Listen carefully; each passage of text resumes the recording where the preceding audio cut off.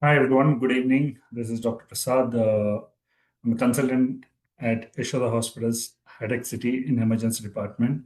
So today we bring you a very interesting topic of pre-hospital emergency medicine, which is an emerging branch of emergency medicine. So to speak on the pre-hospital workflow, we have one of the eminent speaker and my colleague, Dr. Sharat Chandra, who is a MD from NIMS and a gold medalist in emergency medicine, and he also has also done MRChem. So over to you, Dr. Sharat. Thank you so much, sir, for that kind.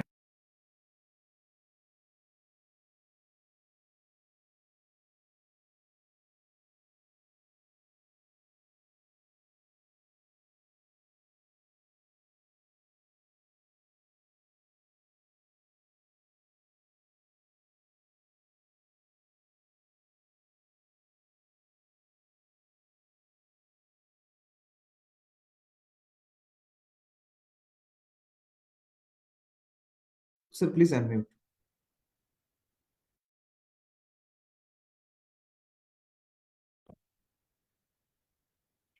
Am I audible now? Yes, sir, you're audible, Okay. but All right. Yeah. Yeah. I hope the screen is also visible. yes, it is fine now. Sounds like it. Sound like it's zero. Okay. So let's start off. Thank you so much again for joining this. And today we have an interesting topic: field to facility, pre-hospital workflow. So let's start off with this. Proper introduction will be given much later. You'll understand why. So I would say field is a patient's gateway into the healthcare ecosystem. Don't you agree or not? Because the patient will be picked up at the home or on the field, somewhere, wherever the call is placed. But the ambulances or the vehicles which are going to pick up the patient should function more than a transport modality, isn't it?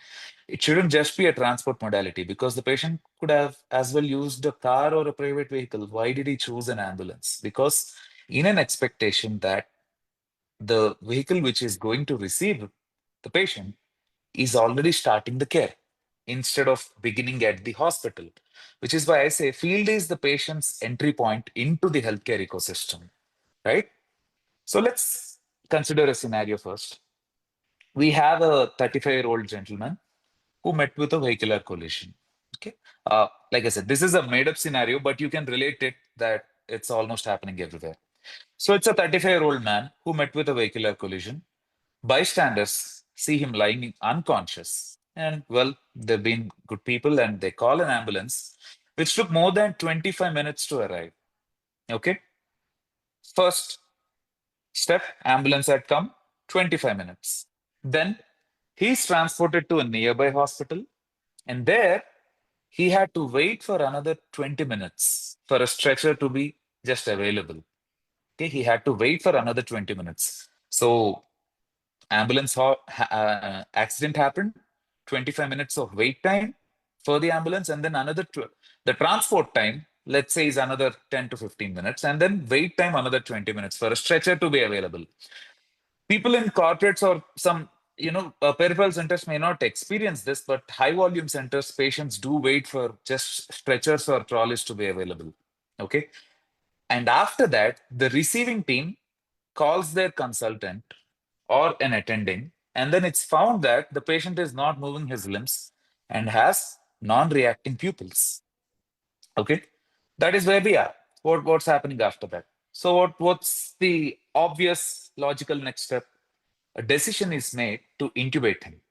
Okay, so obviously because the patient is unconscious, is not able to move his limbs, has non-reacting pupils, and then a decision to tube him is done. But the equipment is in use for a different patient. So again, the patient had waited there. Suddenly, the patient had a bout of vomiting and he desaturates. What is the natural continuum of this patient? What's bound to happen? CPR, and we all are sweating. Yes or no? So I'll pause here for about 10 seconds and make you think. What went wrong? Was this the natural course of the patient, or could something have been done to prevent this? To prevent once in a trauma case, if the patient had a cardiac arrest, um, the outcomes are not going to be that exciting, isn't it? What went wrong? Let's look at it step by step. First step: did the ambulance arrive on time? No. So there was a delayed dispatch response to that. And was any on-scene care provided? No information. The ambulance just worked up like a pickup truck. It picked up the patient and delivered him to a hospital. So there is lack of proficiency of care providers over there in this particular scenario. Was there appropriate facility transport?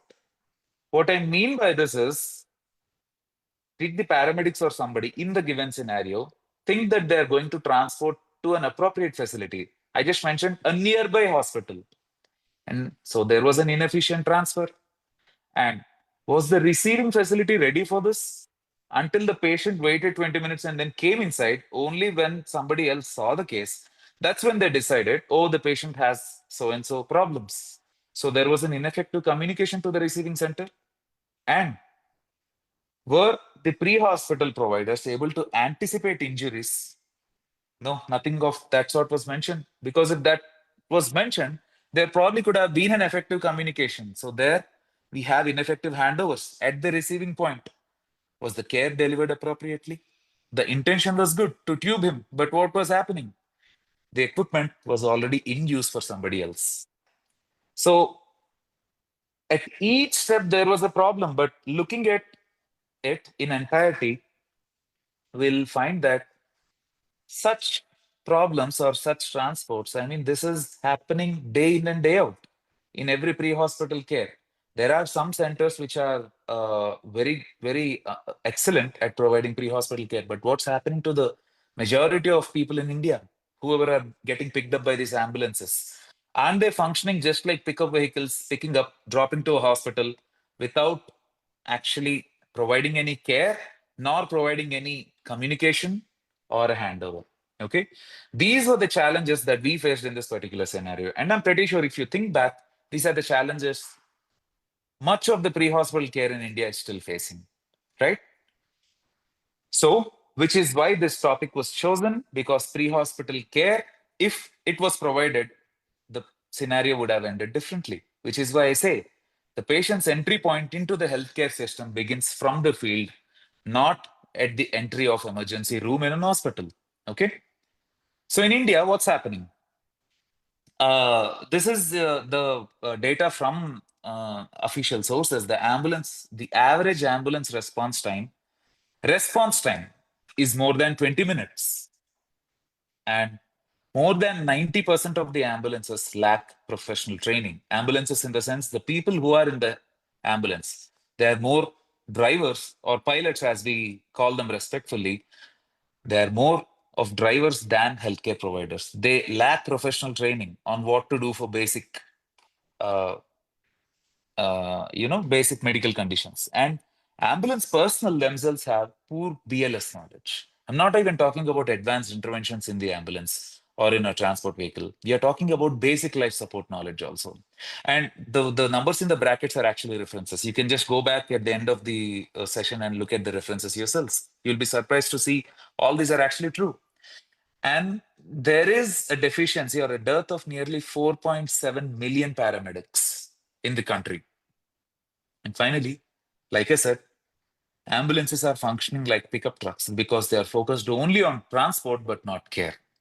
With all these challenges, what can we do? I'm just proposing one evidence-informed workflow system in this presentation, which can be easily implemented. Okay. So pre-hospital care, let's talk about a proposed workflow which works fine and which will definitely improve care if worked to the point. Let's see. First, let's have a scenario again. We receive an emergency call. What's your first response to do at that point? Okay, what's happening? There should be an immediate dispatch response. Of course, the person sitting in emergency or somebody who's handling will quickly ask what happened to the patient, the site of injury, and the area the ambulance has to be sent. And that translates to a dispatch response. After that, what's the next step? On-scene care has to be provided, isn't it? We can't just load the patient as a gunny bag and throw him into the ambulance and bring him. On-scene care has to be provided. After that, what's the next step? Transportation. Okay. After the on-scene care has been provided, then your transportation should begin, and this should continue during the transportation as well. Okay. 1 second, I'm sorry.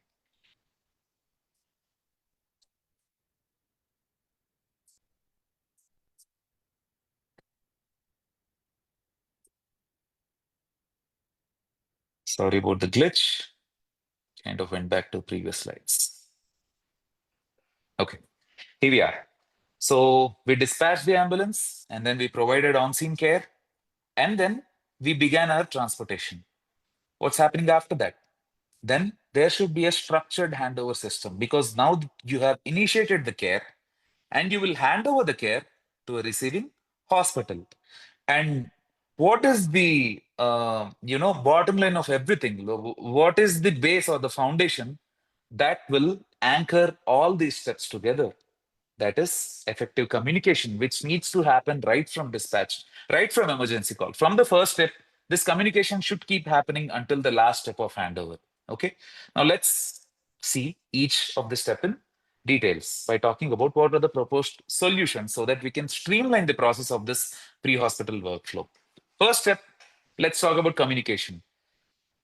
Many tools are there. Nowadays, we are using mobiles for communication, and some centers still use radio devices, which we, tend to call walkie-talkies, because they are just end-to-end communications without any disturbances. Mobiles, you tend to get disturbed from other calls unless you have dedicated mobiles systems with you. And then you have satellite phones. Well, satellite phones are not routinely used because they need better equipment, and satellite phones are usually utilized in cases of disasters where your cell lines are bound to be ruined or destroyed because of any calamities. That's when you actually connect through a satellite, right? So satellite phones are usually used in disaster times, but then we are talking about pre-hospital care for all scenarios. So communication tools like radio devices, mobiles, or satellite phones needs to be in place. And then have a standardized protocol, be it ISBAR or administer. I'm not going to details of what it is. You can just find ISBAR is identify yourself, mention the situation, what is the background, what's happening to the patient, what's your assessment, and what are your recommendations. Or administer is another simple thing, age and time, and then you talk about mechanism, injuries, the MIST we use in ATLS, and treatment given, and what is your ETA, and what are your recommendations further.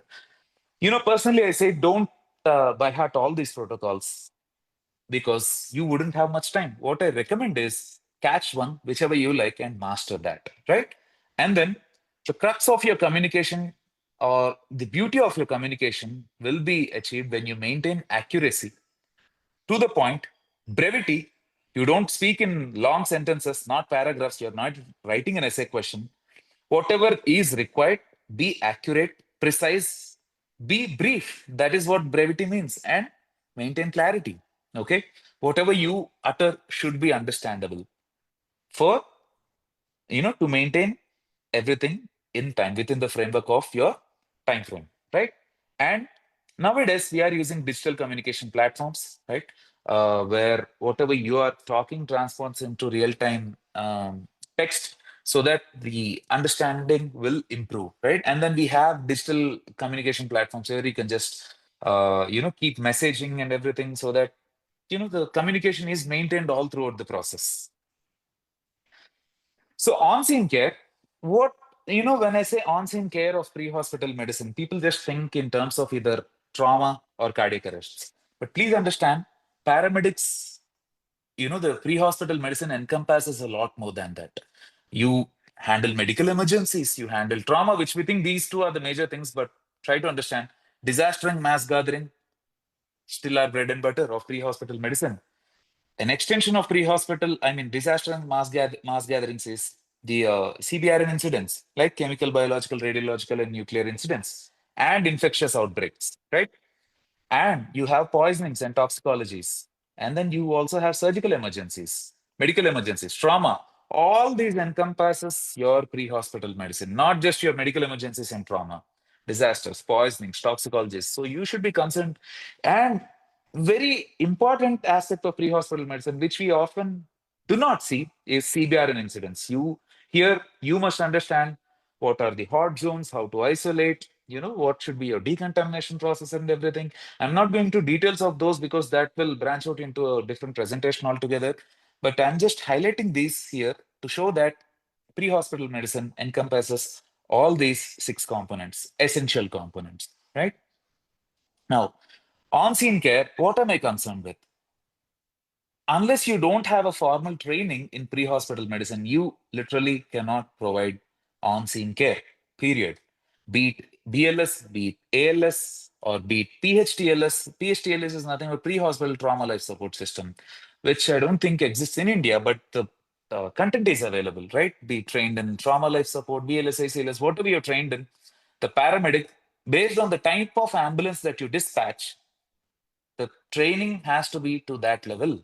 Okay, formal training. And please master triage systems. There are multiple triage systems that exist, but what I suggest is you must master at least one triage system and be thorough with that. And there must be standardized protocols and pathways, be it for STEMI and trauma. See, there are many protocols in place, but the systems have to understand which protocols and pathways work for them, and then those have to be mastered. And this can't be emphasized enough that time is a resource. So, why do we have these protocols existing in place? If I ask you, what would you say? Because you won't have the time to think and work on the field. So, what should you do? Your priority should be to provide the best care possible and bring him to a hospital. Yes, so, which is why time will become a resource then. It's not just a luxury you have. So, you should master just one protocol so that that protocol, when you face that particular condition, your muscles will have that memory and whatever you do comes off as a reflex, right? So, to develop that, what I suggest is do not, delve into all the existing protocols. Choose one, master that, and you'll become masters of time, right? And please understand that care keeps continuing in the ambulance. Whatever, let's say you've done some needle decompression on the field. Now you can't just put the needle in and forget it into the ambulance, right? Whatever you have done will just become counterproductive if you don't do that. So care should continue, be it monitoring of the patient, reassessing the interventions that you have done, checking if the cannula is actually in place. All this constitutes the care which you have to provide in the ambulance. Now, next comes is transportation. Okay. Well, the major issue that we face in India is traffic, right? And if I'm talking about peak hours, even 10 kilometers will, feel like traveling through hell. I don't need to emphasize that enough. We all know very well. So for that, we need to optimize our logistics in the sense that there should be a GPS tracking, because this is when you will understand which routes to take, which routes to avoid, and you can give a real-time feedback of the traffic data. We all have that. That's not something new. And having a center where you can have GPS tracking and providing real-time data on the fastest route will help. And priority dispatch. Again, you should understand this logistics here, that where are your ambulances located and which ambulance is nearer to the field or nearer to the scene of incident, and which ambulance can be dispatched and which hospital it has to be routed through. I'm not talking about just one hospital here. I'm talking about the entire system, right? Because keeping the corporate interests or everything aside, the patient has to get the best possible care in the best available time, right? So that again translates to effective routing and real-time updates of your ambulance data, right? And like I explained, there should be transfer to appropriate facility. Appropriate facility need not always be the best facility available there. It just needs to be the center which can provide the necessary treatment to stabilize him or to buy time for a definitive procedure. Let's talk about stroke, for example. If I'm talking about stroke and there is enough window, you can transfer the patient to a facility where thrombolysis can be done. Forget about thrombectomy, just thrombolysis can be done. Now, after that, if time permits, the patient again can be transported to a thrombectomy center, right? Now, if you skip this step and go all the way to thrombectomy center, you are probably losing the safe window for thrombolysis. So that is what I meant by transferring to appropriate facility. It need not always be the best facility.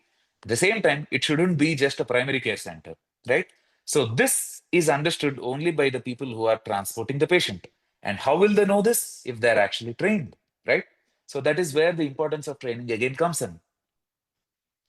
Now, handover. I think this is something pre-hospital systems are actually building up these days, but which did not actually exist. If I'm talking about maybe 10 to 15 years before, right? So there must be a pre-alert in the sense that the patient, we are receiving so-and-so patient, and there should be a protocol. Like you cannot just blabber, like we talked earlier in the communications. It should be precise, accurate, and there should be a brevity, right? So you follow one protocol, like we discussed earlier, administer or ample, and you can convey this, like this is what's happening, this is what's happening, this is what we have done, and this is what I recommend further. So the structured handover will be just done in a minute if you actually follow this, right? And you won't skip major things, because if you have to think then and there, you tend to skip certain important points. Now, when you have a protocol in place, like a structured mnemonic or something, what you don't miss out on things because you already have subheadings with you. You just need to follow them. Now, after handover happens at the facility again, this is a pre-alert. Now, after that, you hand it over in the facility. All it takes is a minute, right? And after that, you submit an electronic patient care report. If you do not have an electronic report, it can be a physical document as well, which is what we are following. But an electronic patient care has been existing in many other developed countries, and India is not far behind with this regard, right? So there should be a PCR form. It is called a patient care report, and an electronic is preferred because it is easy to document and store in a data, right? So this is one such example of a pre-alert where patient age, gender, injury, and illness. Very simple structures. And GCS, it also has a checklist of GCS because you sometimes tend not to remember a complicated score like that. You have a respiratory rate, SpO2, the basic vitals, and ETA. This will become your pre-alert, and the same can be translated into a patient care report form. Okay. Now, talking about the final thing, how should a facility be prepared? Like you're working in an emergency and you receive an alert, what should you do to have preparedness so that you won't waste time in preparing and you utilize the transport time to prepare for the patient. So there is a simple mnemonic for this as well. It is called a step-up assessment, right, of your preparedness to assess your preparedness. First is analyze yourself in the sense that are you ready to handle this? Let's say you are receiving a patient of stroke. Are you ready to treat stroke? That you should identify. Or are you ready to do critical interventions? Let's say there is a massive hemothorax. That's what the pre-alert gives you. Do you have the facility to do a thoracotomy, let's say? So you should identify your cognitive readiness. And if you are unable to do that, you should involve somebody who's ready, right? So as a team, you should identify who can lead the team and allocate roles even before the patient comes. That forms, an important step in your preparedness to receive the patient. And the environment required, be it crowd control, be it adequate space, be it adequate light. This we normally face in trauma patients and in deliveries. Let's say the patient is already, coming in a labor. Are you prepared to handle that labor? Or should you involve somebody else and make him the leader? That falls with us emergency physicians. And is there adequate space, adequate crowd, adequate lighting, any environment? Is the sound more, or should you clear out some areas? Whatever it is. And then comes your patient. Once the once you are ready, once your team is ready, and once the environment is ready, the space is ready, then you talk about your patient. What is the patient like, and what are we doing? And proper updates to your team members, and finally comes your priority. Once you understand this, you will understand what's the priority, because whoever had made this would obviously understand that we don't just see one patient. Our ERs are almost always full. So based on this information, you will understand what priority the patient needs to be in. If the patient takes the primary priority, then your team should be prepared to receive him by the time the patient comes. The patient can kind of wait, then you will probably put him next in line, right? So, but before reaching that, you need to finish these steps in sequence, right? So this is how you should be prepared at the receiving facility. Now, so just to, we are now summarizing, this is just one workflow where we started all the way from communications, on-scene care, transportations, handover, and fields, or I mean the receiving facilities preparedness also. So at the core, we have call center, hospital, and ambulance system working in tandem. Okay, these all work are held in frame, and they work well only if there is adequate information system available with you, training and health education. Right. This will form the core pillars of pre-hospital care and centered by ambulance, call center, and hospital. These are the structures. These are the core. What do you call? Pillars of pre-hospital care and buttressed by information system, health education, and training. And encompassing all this, you should have laws or legal framework which govern these bodies and ultimately governance, both legal framework and governance, be it about policy making, decision making, and creating laws around. One such example of legal framework where it exists is Good Samaritan law. Most of you might heard of it. If a patient is dying, and if a layman works with good intention, he will not be prosecuted, right? He is protected under law. He won't be prosecuted. He won't be troubled by the police or the legal system. So the governance and legal framework create laws. Within that framework, we have the pillars of pre-hospital care, which are information system, health education and training, encompassing the core components, which is either a hospital or a call center or an ambulance system, right? So these are the components of emergency medical services system, which will decide our framework. So yeah, it is a small topic. To summarize in one slide, at the event, first step is dispatch. You receive a call. The person receiving the call should be trained enough to assess the situation and decide which kind of ambulance to be dispatched and from where. So that will be the first step of event to dispatch.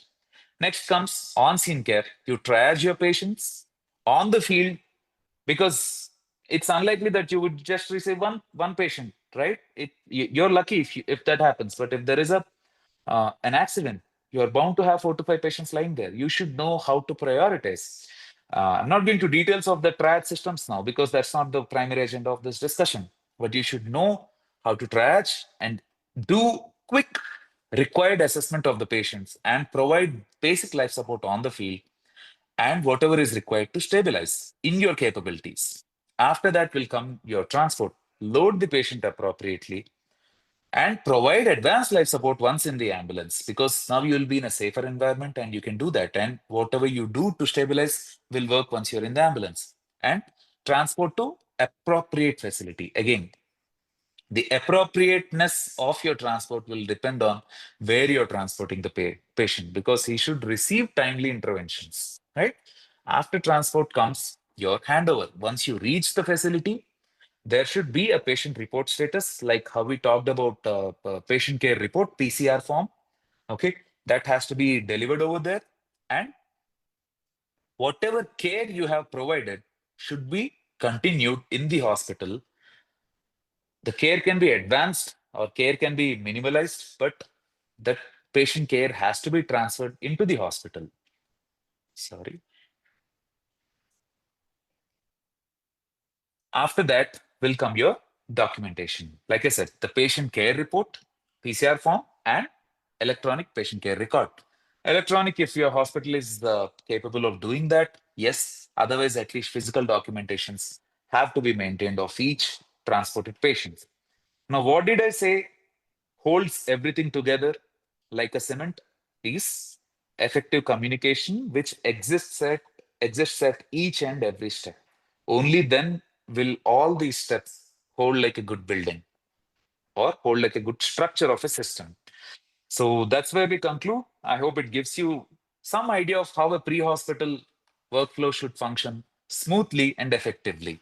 Thank you so much for your attention. If you have any doubts, and these are my references, you can just go through them, take a screenshot of it, and go through the references. And that's where I am. Thank you so much for this opportunity. Thank you, Dr. Sharad. I think each step is very clearly explained. I think you guys have got a structure to follow. You can modify or maneuver it according to your city or your situation or your resources accordingly. So the pre-hospital emergency medicine is one thing that I think needs to be established more robustly in India. So right from telemonitoring to the current systems, I think telemonitoring is one thing that is going to benefit the patient during the transfer, so that the patient is being watched by a expert clinician and can make some decisions accordingly. So if you have some questions, we will take. Yeah, we don't have any questions. Yeah. We'll conclude the session. Thank you, Dr. Sharad, for your Thank you so much. time.